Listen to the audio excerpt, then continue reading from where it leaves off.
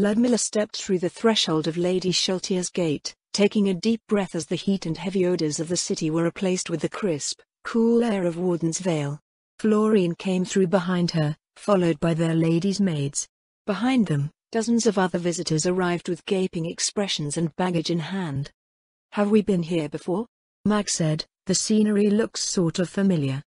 "The Guild's training expeditions are held in the forests in the highlands to the north and the east," Ludmilla told the rogue. Yeah," Mag nodded slowly. "I thought I saw those mountains somewhere before." More adventurers came through, spreading out and putting down their things. In addition to the adventurers themselves, a number of auxiliaries came with them. The group consisted of the various civilian experts employed by the Guild to analyze its expeditionary findings. At first a bare handful when the expedition to Fiotivas started, there were now 24 or so drawn by the allure of exploring the mysteries of the world in relative safety. Now, they were here to pore over the objects that had piled up over the winter as construction of the former Iin's Highway of Love turned up more and more pieces of the ancient highway. As for the new highway, the name was rejected as soon as His Majesty returned from the trip, and Ludmilla still didn't understand what possessed the Prime Minister to name it that in the first place. "Oh, looks like everyone's here on time." Lady Aura casually strolled up to them, hands held up behind her head.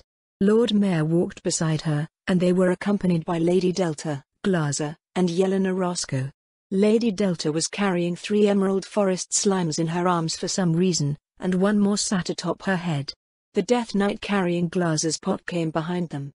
Lady Aura, Ludmilla and Florine lowered their heads in a curtsy. "Lord Mayor, I hope the afternoon finds you well." How would you like to begin?" Ludmilla asked. "Dunno," Lady Aura shrugged. "Didn't Heinsack come up with some kind of plan?" To Ludmilla's surprise that morning, the Guildmaster had arranged for the expedition to be deployed as soon as he heard Ludmilla was back in Neranthal. As far as plans went, however, he had left matters in her hands. She was assigned as the leader of the expedition's 6th party, which also made her the leader of the expedition. She supposed that Heinsack arranged things that way since the expedition was being conducted in her domain, and she was also a member of the Adventurer Guild. With all the work that had piled up while she was away in the Draconic Kingdom, however, Ludmilla wasn't sure how much attention she could pay to the expedition. Hopefully, the adventurers would follow their procedures and their activities wouldn't be ridden with incidents. "We need to get the support staff situated first," Ludmilla said. "Alessia, can you show everyone else around the harbor?" "Aye, Domina. Hey, Lolican. Stop licking the Dryad with your eyes, she is not yet 1 year old." Roughly a third of the adventurers turned their gazes away from Glaza. Themis and Alessia led the adventurers into the village square. Shortly after, the cleric and paladin were mobbed by villagers. Ludmilla shook her head and turned to the expedition's auxiliaries. "Load your materials onto the wagons in that lot over there," she gestured to the Soul Eaters in the southeastern corner of the village square. "I'll be with you once I stop by the administrative office." She called in a few Death Knights to help move the expedition's things, which were still coming through the gate. On the way to her manor, she gestured for Glaza to come and walk with her. "It seems that you've grown," Ludmilla said. "In more ways than one." If she were to describe it, Glaza seemed healthier than before. She had lost the air of being a fresh sapling, feeling less fragile than before. Not that she was fragile by human standards. As a heteramorph, or, more specifically, a dryad, she had come into existence with roughly the raw power and durability of a silver-rank adventurer. Her branches had extended a few centimeters and sported a thicker crown of leaves, which, in turn, meant that the leaves covering Glaza's body were less sparse. In terms of her overall appearance, the law that described dryads as being the spirit of their trees appeared to be true. How vibrant and strong her tree was could be seen not only in her physical appearance, but also in her mood and personality.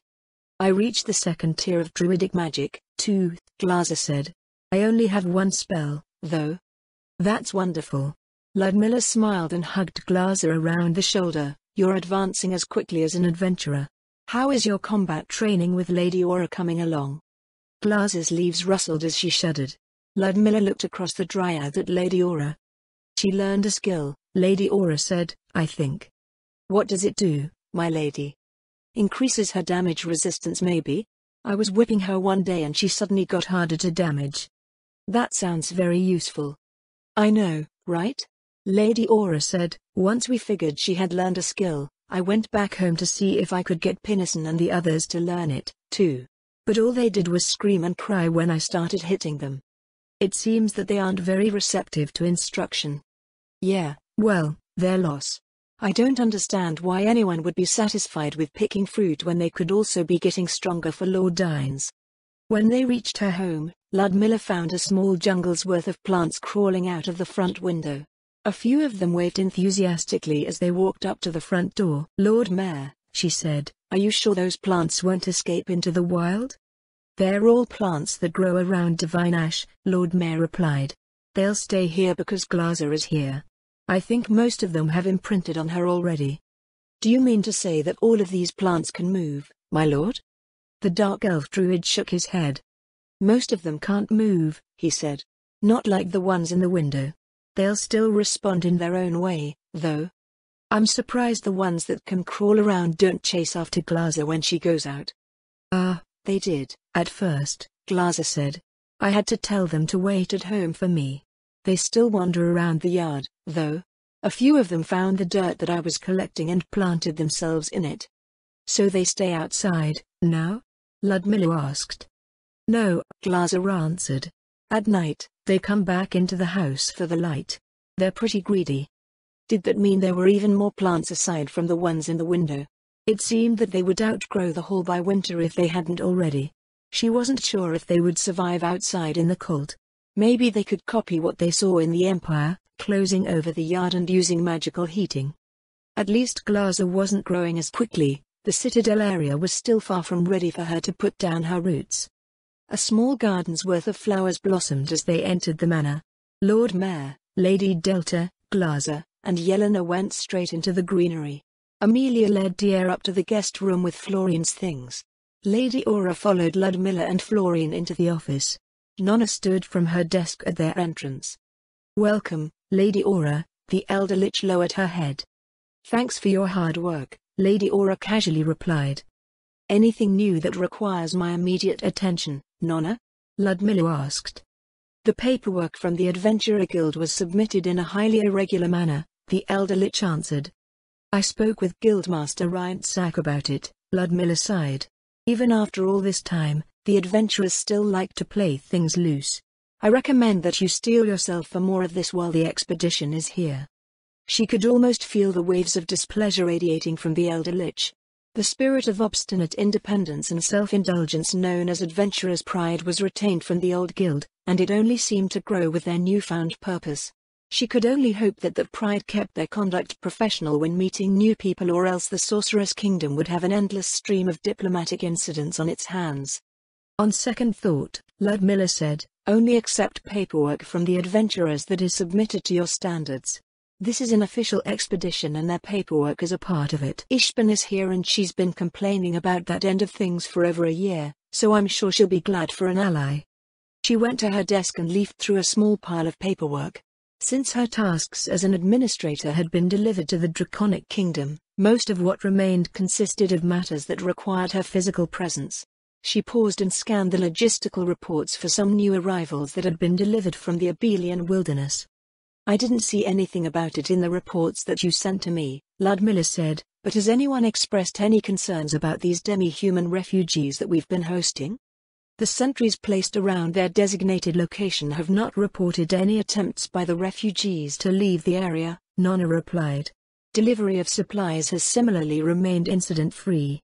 Has their leadership made any requests? None. Ludmilla wasn't sure whether that was a good thing or a bad thing. According to the opening reports, the Sorcerer King had encountered a group of demi-humans called orcs while campaigning in the Holy Kingdom. They were being held prisoner by Yaldabaoth's fiends, and His Majesty had offered them asylum in the Sorceress Kingdom. Lady Shaltir was contacted to transport them, and she decided that Ludmilla's domain was the best place to house them for the time being. Between the initial group and His Majesty's liberation of the Abelian Hills, a total of 5,000 orcs had found their way into the barony. She had allocated a 100-square-kilometer plot of undeveloped forest overlooking Warden's Vale for them to stay in, and they were granted basic supplies, so perhaps nothing had happened because there was little to complain about. "I'll have to pay them a visit after I get the adventurer expedition set up," Ludmilla said. "I hope you don't mind, Florine." "I wasn't even aware that they were there," Florine replied. "I have a week or two to sort everything out, so don't mind me." Once it looked like everything was in order, Ludmilla left her manor to see how the adventurers and the expedition support staff were doing. The wagons were still in the process of being loaded while the adventurers were wandering around the village square. A few of them looked like they were trying to impress the villagers. "Adventurers will always be adventurers, I suppose," Florine said. "What do you mean?" Ludmilla asked. "Whenever they passed through my Orleans domain," Florine answered, "they always tried to impress our subjects. It didn't matter what rank they were. Part marketing, part pride, I suppose. My father never really liked them, however." "Why is that?" A pair of death knights stomped by, carrying crates to the awaiting wagons. Florine watched them pointedly. A hero complex was how he put it.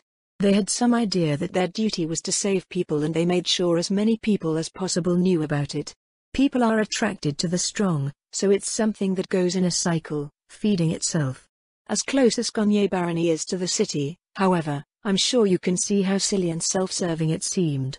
Ludmilla nodded. Most of the adventurers passing through Gonye Barony would have been those on their way to attempt commissions in the northwestern frontier. Thus, they only stopped in Gonye Barony to brag. It must have seemed especially hollow since the northwestern frontier wasn't filled with dire threats and the turnover rate of low-rank adventurers was over 95%. Most that came through never returned. "Do you think that attitude will be problematic with their new mission?" Ludmilla asked. "Well, what they're doing wouldn't hurt to have a bit of marketing," Florine answered. "But what they think works with humans might not work with other races or even other human cultures. Since they're so brazen about it." "I've warned them often enough," Ludmilla said, "and they've been quiet enough on the last 2 expeditions, but I'm not sure how things will be going forward." With most demi-human tribes, doing any sort of boasting would invite challenges. The problem was that most humans that she was aware of wouldn't understand that displays of strength were almost universally seen as a form of diplomacy. How those contests played out over the seasons dictated what the relationship between different groups was and thus the overall power dynamics of a region. Humans, however, would more often than not respond with lethal force to any perceived aggression and end up in a war of extermination. Hopefully, as Florine had come to do, they would learn from how the demi-human tribes in her domain behaved. "The Adventurer Guild is a government organization," Florine said. "I would have thought they had clear procedures for this sort of thing before being sent out on these expeditions." "Well, that's the thing," Ludmilla replied. "What they're doing is new, so those procedures are more like suggestions. It would probably help if some demi-humans joined the ranks, but the ones that participate in their training are all citizens with homes and families to go back to every day. It's difficult to be an adventurer in that situation." As far as she knew, none of the adventurers had children at all. None that they would admit to, at least. With the way that they were, she wouldn't be surprised if some of the veteran members had a small army of bastards hidden away somewhere. "Hopefully," Florine said, "they iron all that out before these expeditions bring them close to other countries.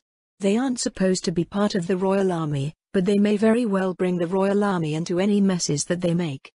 Ludmilla glanced over at Lady Aura and Lord Mayor, but they showed no sign of their feelings on the matter. As far as she could tell, all of the Sorcerer King's closest subordinates simply went along with whatever he said. Einsak also mentioned that the Adventurer Guild was something of a personal project for His Majesty, meaning that any definitive change to the organization relied on his direct input. They went over to the wagon lot where Ishpan was busy organizing the supplies. The guild receptionist had always had a thing for organizing and holding people to rules and regulations. "Are we almost ready to go?" Ludmilla asked. "I think so," Ishpan answered. "Where is all this going?" "I thought we would be doing everything out of this place."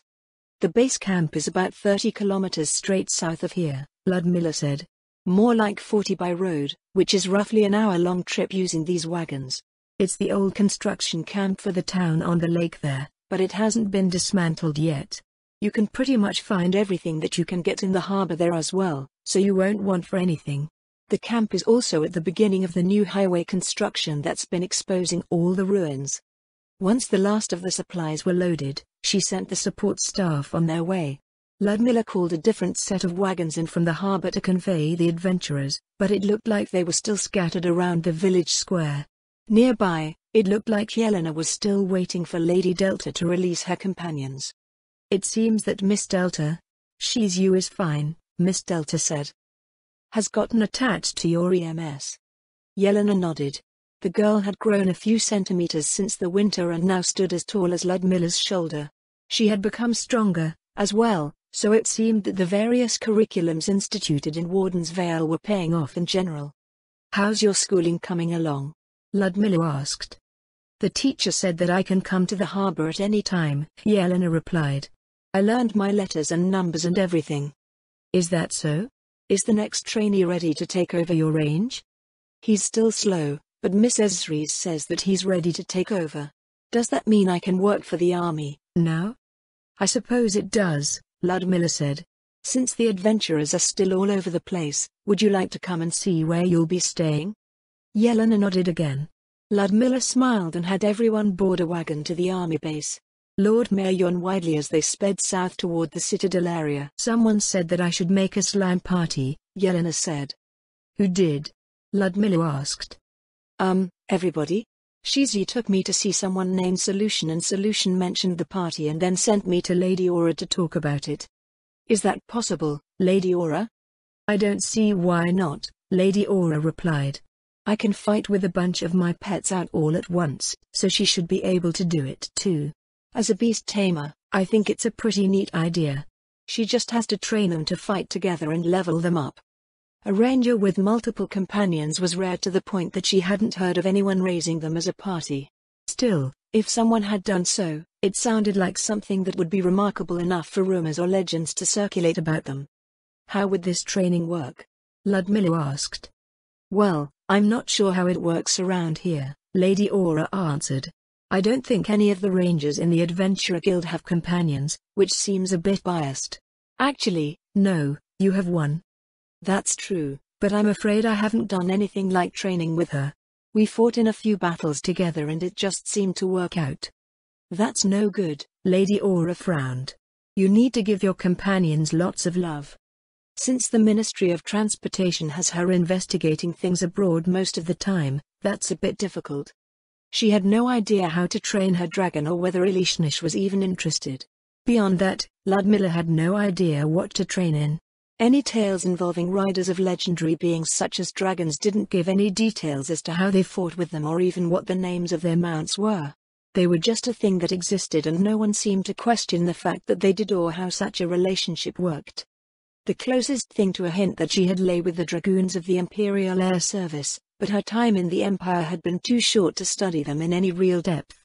"Anyway," Lady Aura said, "we figured that a party of 8 would be good." Ludmilla glanced at the 4 slimes on Lady Delta. "8, my lady." "Yup. 4 rangers and 4 druids. Then they'd be split up into different specializations to serve different roles in the party. 2 melee specialists, 2 ranged, a damage-focused caster, summoner, and 2 healers." It did sound nice. The Adventurer Guild used parties of 6 and the ones that had 2 healers were far more stable than those that only had 1. Unfortunately, there was still a distinct shortage of healers in the guild. However, there was a problem with that idea. Can slimes even become druids? "I don't see why not," Lady Aura said. "They're heteromorphs so they should be able to level up just like anyone else. We'll just plop them in that lizardman druid class and see what happens." "I'd like to try, my lady," Yelena said. Ludmilla considered the proposal.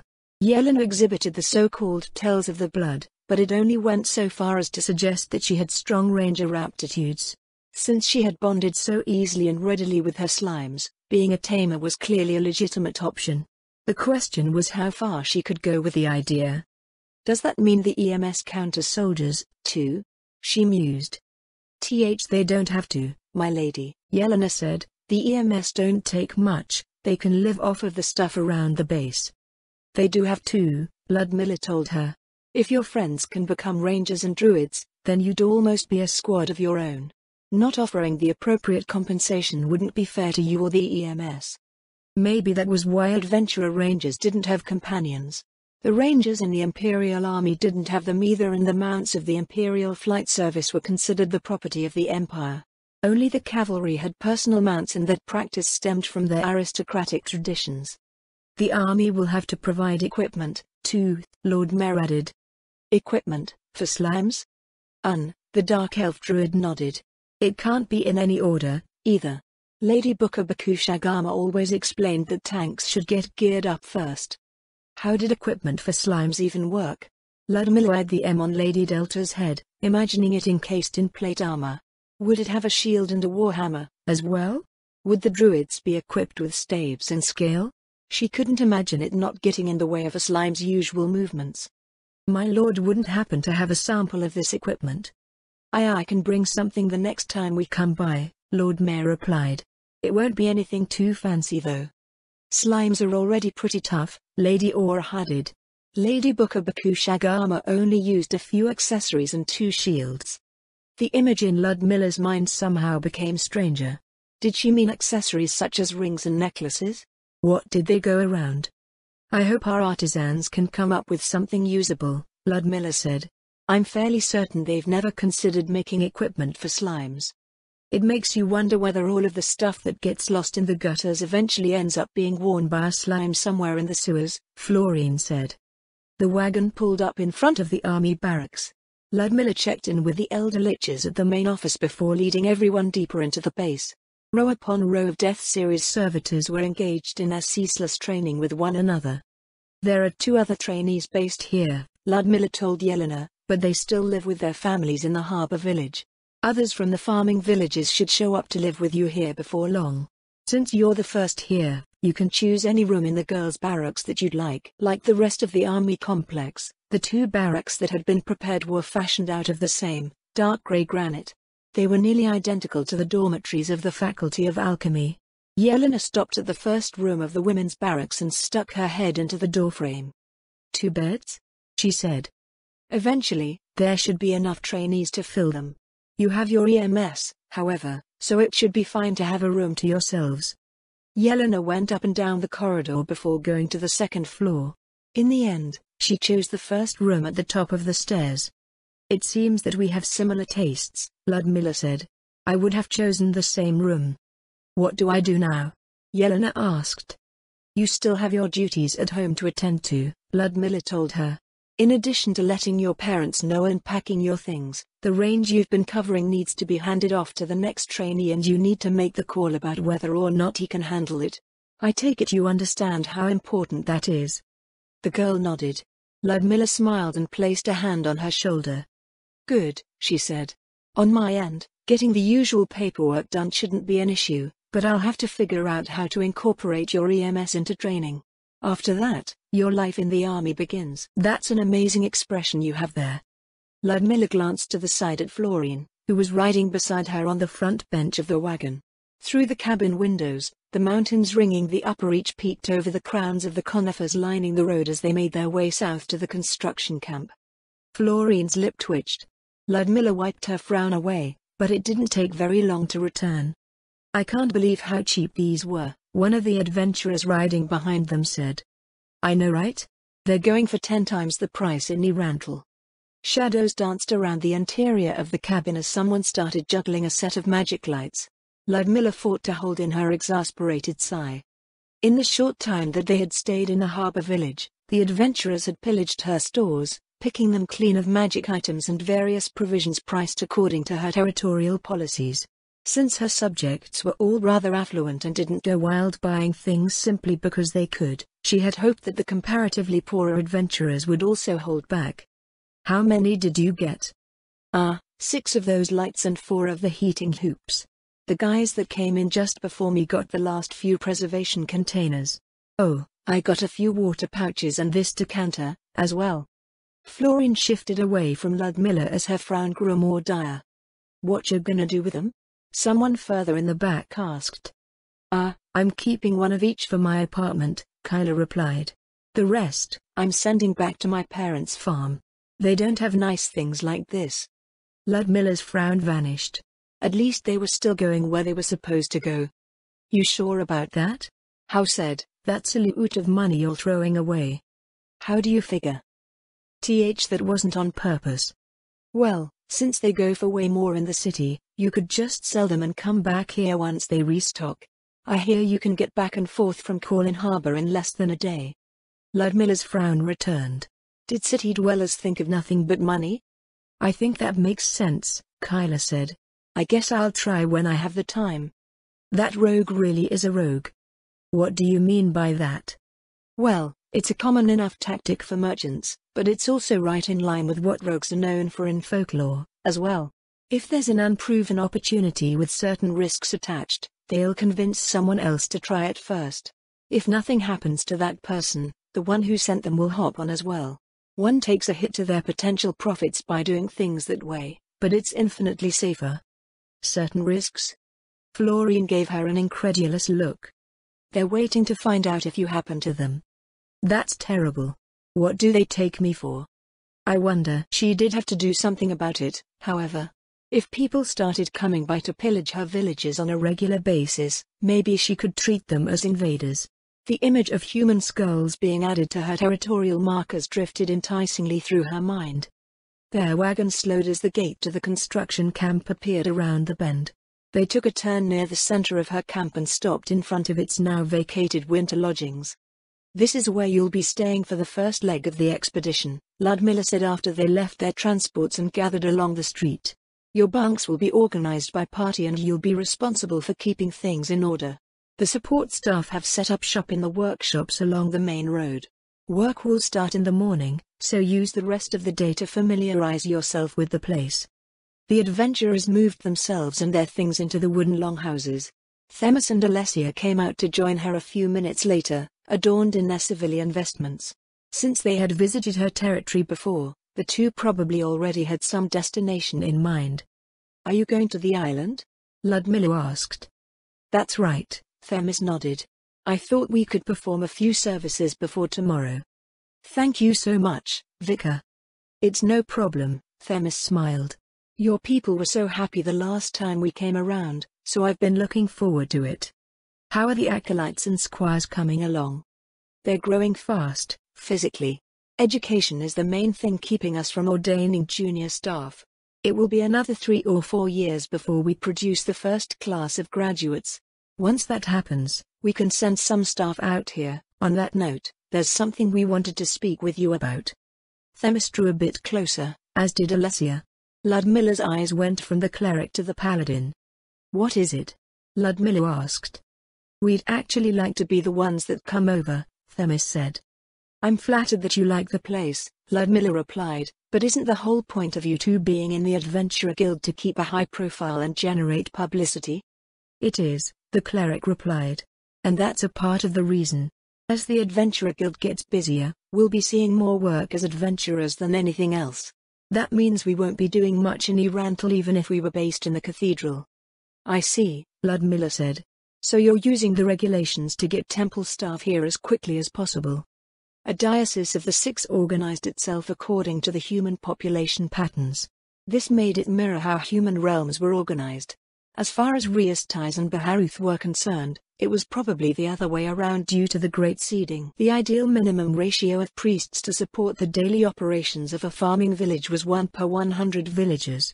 Frontier villages were traditionally founded with 100 settlers, and a priest was dispatched to construct its shrine and service the population. Unfortunately, priests didn't live forever and temples in the north usually didn't receive any support from the countries that they served.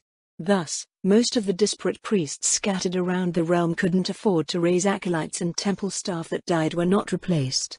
All that the priestless villagers could do was gather at their shrines to pray that the injuries they collected wouldn't be crippling, plagues wouldn't befall them, and babies were safely delivered. Along the ideal lines of organization, priests came in sets of 6, one senior priest presiding over 5 junior ones. Each junior priest was assigned to one village in a fief. A large, prosperous barony would theoretically have 3 junior priests for each of its 10 villages and 6 senior priests overall. Those priests were not only responsible for seeing to the health of the population, but also for providing basic education. As far as she could tell, the only fiefs in the Duchy of Erantal that were able to achieve a healthy ratio of priests and thus a healthy population with basic education were Corlin Barony, Gonye Barony, and Wagner Barony. It was a bit strange to think that the highest literacy rates lay outside of the city, but it did make sense when one considered that the urban centers of the north were essentially bastions of inequality. The vast majority of wealth went to the already well-established, and most people only came to the gods when they had problems. That's right, Themis nodded. The population here is well grounded in the faith, so the most pressing need is for temple staff to service it rather than any great degree of theological expertise. The other parts of the diocese need active senior staff, so they're more than happy to trade 5 clerics and 5 paladins for it. If we do it the normal way, population numbers unfortunately dictate that your territory will be last in line to receive temple staff. That may take an additional 2 to 3 years. I don't see anything wrong with your proposal on my end, Ludmilla said, but what about your junior staff? They'll still need your guidance from time to time. Most of that is either done through a personal visit to the senior priest's office or more often through correspondence. The Sorceress Kingdom's transportation infrastructure and the Vampire Post get it done more than quickly enough. In any instance that Adventurers Guild business makes us unreachable for people in Nerantal, we would also be unreachable for any location in the Sorceress Kingdom. Doesn't that mean the way the temples are organized is due for a change? Well, change takes time. There's also the fact that some other, equally important things haven't changed, such as the number of juniors one can reasonably oversee. That much was true. While in many ways superhuman, experienced priests and paladins were still very much mundane when it came to their leadership ability. What's going on here? Mag, a gold-ranked rogue, called out to them as she came from the longhouse entrance. Kyla walked beside her and they were trailed by another gold-ranked rogue by the name of Itzal, a member of Ludmilla's party at the Adventurer Guild's disastrous first skirmish against the Goblin strategist. They were all followers of the Six, with Mag and Kyla recently returned to the fold. Just talking about administration stuff, Themis replied. Oh, we're performing a service on the island in a bit. After that, we're going back to the harbor for a few more. Ooh, I'm coming, Mag said. Those villagers back at the harbor were way more excited about you two popping up than the whole rest of the expedition. Also, we weren't allowed to wander around otherwise, right? Not into the wilderness, no, Ludmilla replied. There are a few ground rules that I have to go over with everyone tomorrow morning. Before that, people are free to travel to and from the places serviced by the transportation network. In the end, Mag, Kyla, and Itzal went with Themis anyway. After reiterating her instructions to the other adventurers, Ludmilla went to see how the expedition's support staff was settling in. She found the shops along the main street of the camp empty and ended up tracking them to one of the nearby warehouses. Within, she found Ishpan looking on as the group of men and women gathered around a large pile of rubble. I suppose I should have known that they'd end up here, Ludmilla said. I made the mistake of mentioning that there were artifacts in storage, Ishpan replied. They wouldn't leave me alone until I told them where they were being stored. Not what they expected, I suppose? Looks like a pile of rocks to me, Ishpan shrugged, but they're all excited anyway. Each staff member stood silently with 1 or 2 pieces of rubble in their hands, which seemed the furthest thing from excitement. After several moments, one of them went out to the empty area of the warehouse and set down his piece of pavement. I say that we reconstruct it, he declared. The staff unanimously agreed. A minute later, they were all arguing loudly about which pieces went where. Ishpan sighed, rubbing her right temple. Ludmilla wondered whether she should ruin their fun by telling them there was a good 100 kilometers of highway still buried between the new highway and the river on the other side of the ancient pass. Upon further thought, it was probably better not to mention it, or they might try sneaking out to take a look. Many members of the civilian support staff were even more adventurous than the adventurers themselves. Oh, by the way, Ishpan. The administration here has been ordered to refuse any paperwork that doesn't comply with regulations. Really? The receptionist's eyes took on a sharp gleam. I guess this is my chance to finally hammer the proper procedures into them. I can't wait to see their tear-stained faces after they're forced to redo their paperwork for the 7th time. Ludmilla snorted and turned to leave the warehouse.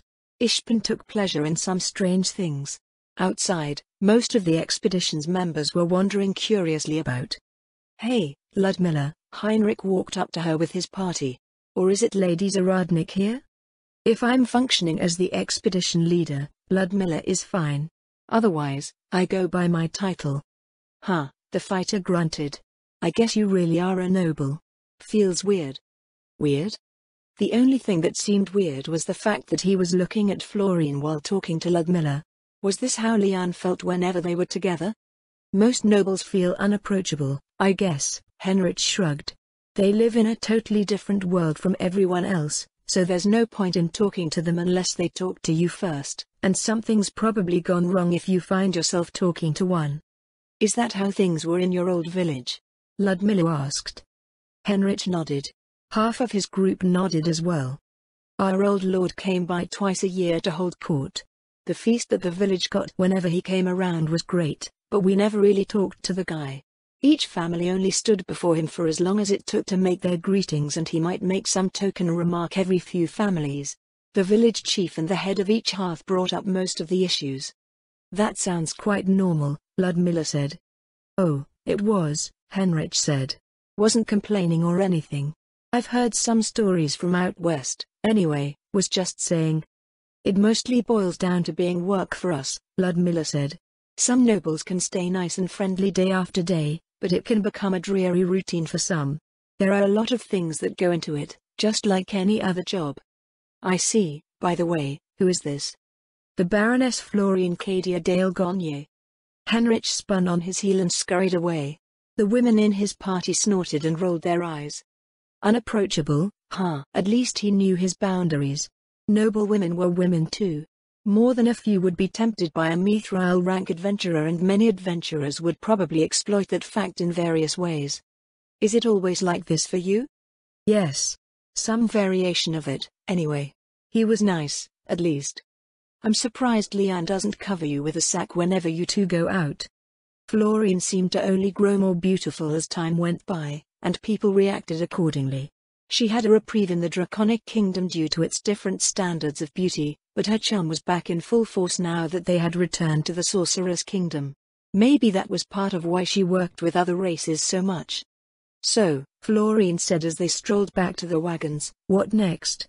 The refugees, Ludmilla said.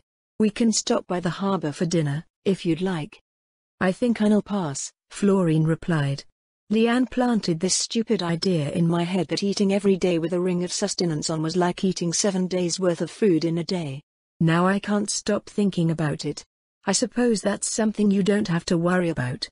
She wasn't even sure what happened to the food that she ate, but Liane had her own theory about it.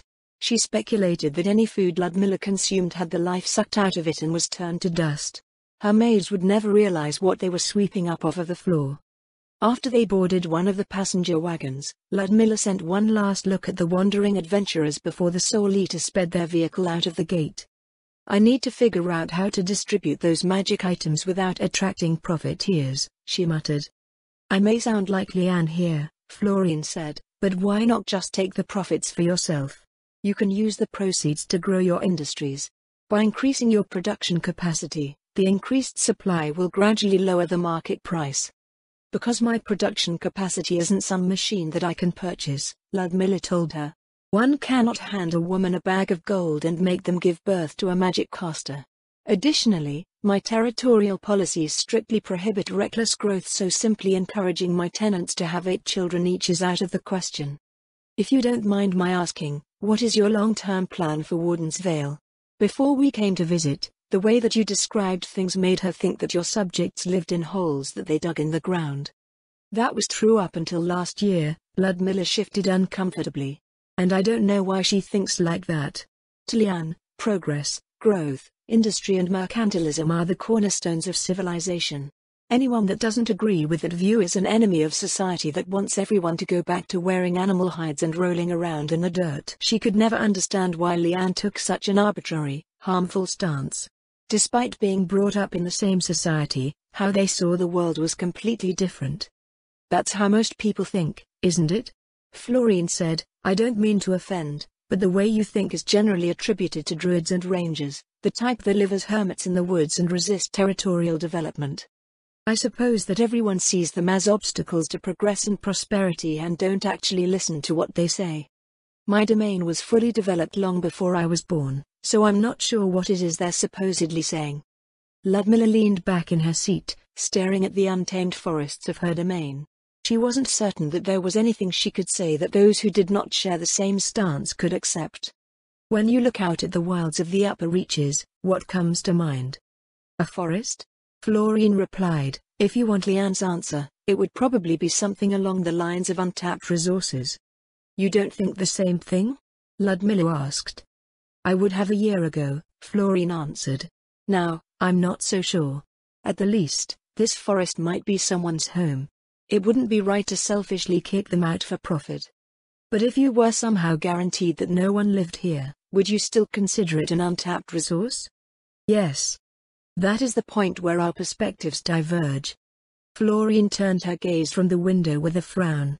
So going from forest to resource is where we differ? No, Ludmilla shook her head. It's the untapped part. To me, this forest is already being utilized. To you, Leanne, Clara, and nearly every other human that lives in this region of the world, it's not being utilized until someone profits from it. A forest and its contents have to be converted into marketable commodities for them to have any economic value. You may believe that your perspective has changed since you started your work around the Azalisia Mountains, but only in the sense that your economic views have become inclusive of the tribes that you've been working with. Is that bad? Anything taken to excess is bad.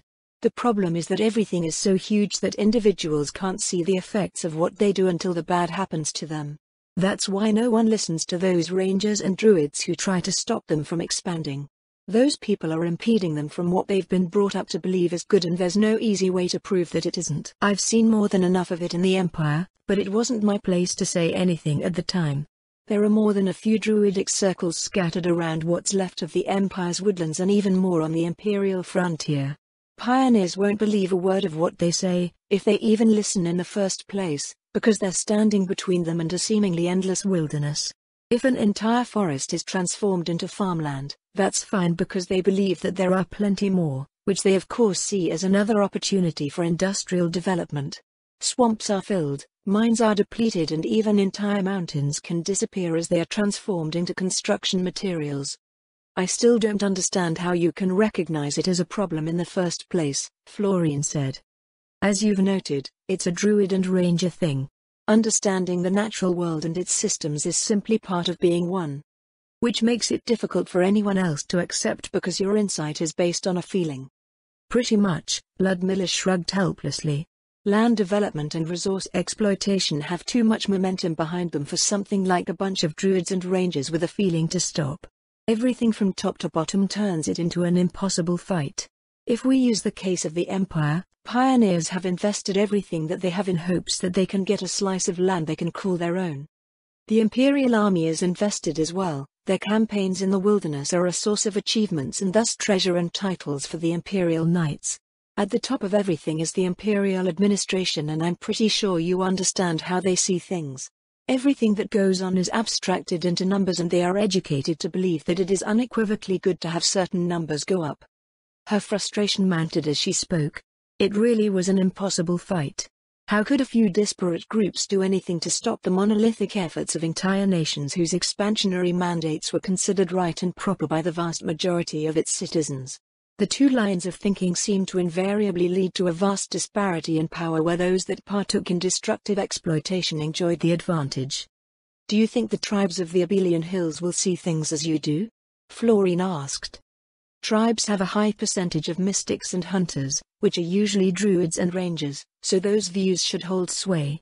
It should be especially the case if those tribes haven't seen much in the way of industrial development and haven't set off down that path of creating value out of everything that they can. In that case, Florine said, what's the alternative? As you've outlined, no one will stop simply because a ranger and druid comes around and tells them that it's bad. Without showing them something better or at least somewhat comparable, things will keep going the way that they're going. That's what I'm trying to do with Warden's Vale, Ludmilla replied. It's the legacy left to me by my ancestors and the reason why the founder settled here in the first place. A verdant jewel in the highlands nestled in its natural sanctuary. Everything that I've done here has been to achieve that goal, but the problem is that it will take a long time to achieve. Centuries or perhaps even longer. People like Leanne wouldn't accept the answer that Warden's Vale provided. In the time it would take Ludmilla to show something close to a complete result in her single thief, the entire world could be conquered by the sorceress kingdom and turned into a factory in the pursuit of ultimately pointless productivity and artificial notions of value. I think that what you have here seems nice so far, Florine said. It's a far cry better than how our people's lives were before. I don't think that anyone would disagree with you on that point, Ludmilla said. But the problem still winds up being that fundamental difference in perception. When people think like that, there is no such thing as good enough because they think that there is always more to be had.